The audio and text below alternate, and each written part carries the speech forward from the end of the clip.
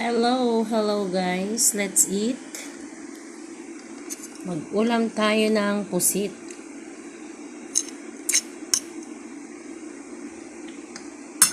Pusit tayo guys.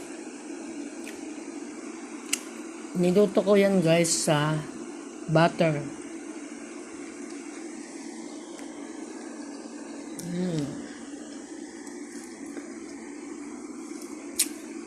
Then yung pinagprituhan ko ng pusit, doon ko sinangag yung rice. Yummy.